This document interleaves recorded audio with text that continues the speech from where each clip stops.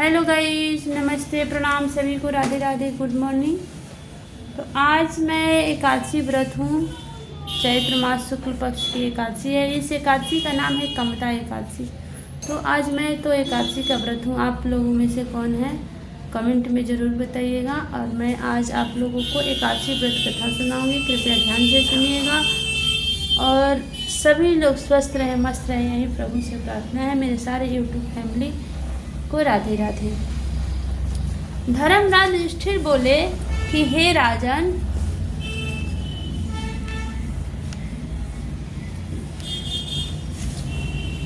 भगवान आपको कोटिश नमस्कार है। अब आप कृपा करके चैत्र शुक्ल एकादशी का महात्म कहिए। तब श्री कृष्ण कहने लगे, हे धर्मराज, यही प्रश्न एक समय राजा दिलीप ने गुरु वशिष्ठ जी से पूछा था, और जो समाधान उन्होंने किया वह सब मैं तुमसे कहता हूँ, ध्यान पूर्वक सुनिए।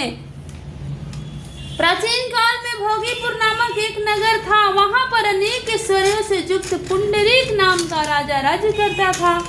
भोगीपुर नगर में अनेक अप्सरा, किन्नर तथा गंधर्व भी रहते थे। उनमें एक जगह ललिता और ललित नाम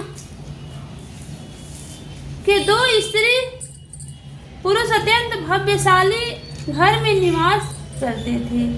उन दोनों में अत्यंत स्नेह था, यहाँ तक अलग अलग हो जाने पर दोनों व्याकुल हो जाते थे। एक समय पुंडरीक की सभा में अन्य गंधर्वों के सहित ललित भी गान कर रहा था। गाते गाते उसको अपनी प्रिय ललिता का ध्यान आ गया, और उसके ध्यान में स्वर भंग होने के कारण गाना का स्वर रूप बिगड़ गया। ललित के भाव जानकर कर्ककोट नामक नाग ने पद भंग होने के कारण राजा से कह दिया। तब पुंडरीक ने क्रोध पूर्वक कहा, तू मेरे सम्मुख गाते हुए भी अपनी स्त्री का स्मरण कर रहा है, अतएव तू कच्चा मांस, मंदिरा और मनुष्य भक्षण करने वाला राक्षस बनकर अपने लिए किए कर्मों का फल भोग। पुंडरीक के श्राप से ललित उसी क्षण महाकाल विकराल राक्षस हो गया। उसका मुख अत्यंत भयंकर, नेत्र सूर्य चंद्रमा की तरह प्रदीप्त तथा मुख से अग्नि निकलने लगी।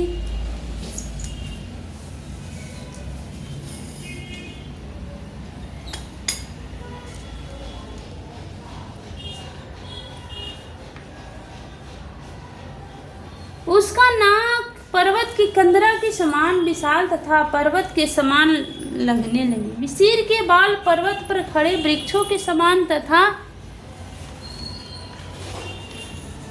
भुजाएं अत्यंत लंबी हो गई। इस प्रकार उसका शरीर 8 योजन का हो गया। तब वह राक्षस होकर अनेक प्रकार के दुख भोगने लगा। जब उसकी श्री ललिता को यह सब वृतांत मालूम हुआ तो उसको अत्यंत खेद हुआ, और वह अपने पति के उद्धार का यत्न सोचने लगी। वह राक्षस अनेक प्रकार के घोर दुख सहता हुआ घने वनों में रहने लगा। उसकी स्त्री पीछे पीछे जाती और अनेक प्रकार से विलाप करती रहती। एक बार ललिता अपने पति के पीछे घूमती घूमती विंध्याचल पर्वत पर चली गई, जहाँ पर श्रृंगी ऋषि का आश्रम था। वह ऋषि के आश्रम में जाकर विनीत भाव से उनकी प्रार्थना करने लगी। श्रृंगी ऋषि ने उसे देखकर बोले कि हे शुभंगे, तुम कौन हो और यहाँ किस लिए आए हो? ललिता बोली, हे मुनि, मेरा नाम ललिता है। मेरा पति राजा पुंडरीक के श्राप से विशाल काय राक्षस हो गया है।